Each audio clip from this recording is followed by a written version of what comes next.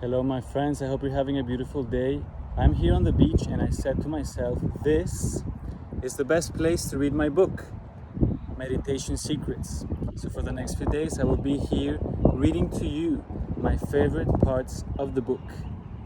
Are you ready? I am so happy to share this with you. The secrets I wish I knew when I first started my journey to mindfulness. So this is the table of contents,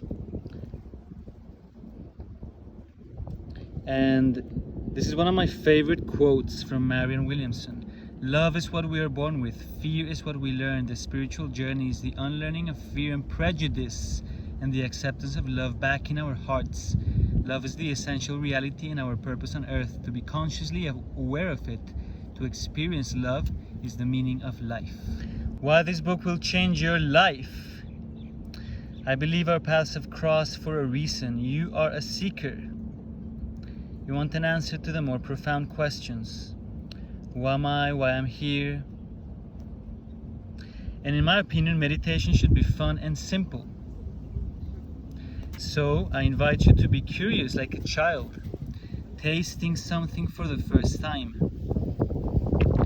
This is your journey, and I hope that you come out the other way feeling more calm and inspired to share what you've learned with others. Introduction. Why did I get into meditation in the first place? You might ask yourselves. Well, here's where I share my story in a nutshell. About 10 years ago, I was in my hometown in Bogota, Colombia. I was cycling near my place one evening. I was going to visit a friend, and somehow I ended up in the wrong place at the wrong time, and I was crossing a bridge. It was very dark, narrow, and I saw a man coming up to me, and I had the gut feeling. I knew that he was going to mug me. And to make a long story short, we clashed, and this man stabbed me in the back with a screwdriver. It was a very quick but strong hit, but somehow I managed to get back on the bike and escape. And as I was pedaling, because of the adrenaline, I didn't really feel the pain. I just kept telling myself, I hope it's not too deep. And I kept pedaling until I found a shop in the middle of nowhere in Bogota, where I went inside because they had a big mirror. So I wanted to look how bad it was, and I took off all my layers. I had several jackets, but he had pierced through all that, and there was blood everywhere. It was very messy. But in that shop in the middle of nowhere, there were two angels who saved me.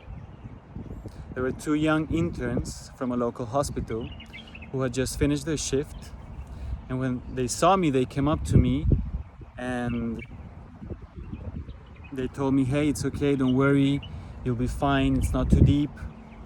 They were trying to reassure me, but the wound had been very deep. It had pierced my lung. And when that happens, basically you have 20 or 30 minutes before a respiratory attack, and that's it. So blood starts going into the lung, and every time you breathe, you have less space, the lung gets contracted. It's an awful feeling. It's like you want to breathe, but each breath is killing you. So I started fainting. And when that happened, they took me in a taxi to their hospital. And thanks to them, I went straight to emergency surgery.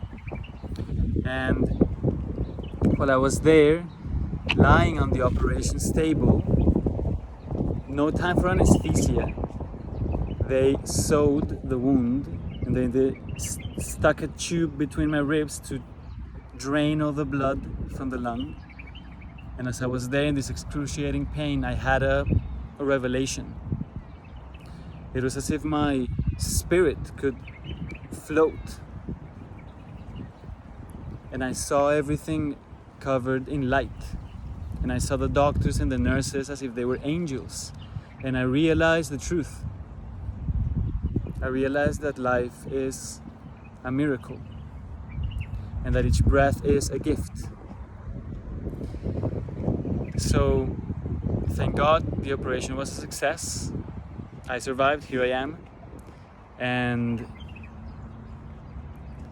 that's how I got into meditation. After that, I started sharing my gratitude with people and my spiritual awakening, and I could have been resentful or angry at this man who stabbed me, but somehow something shifted in my mind, in my spirit, and I felt so much gratitude and compassion towards this man, because thanks to him I started my spiritual journey.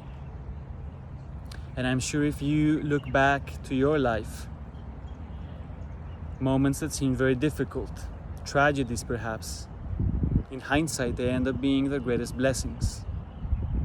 So that's the introduction to my book, and I'm just sharing this to remind you that I'm nothing special. You also have the power to alchemize, to transform suffering into great blessings.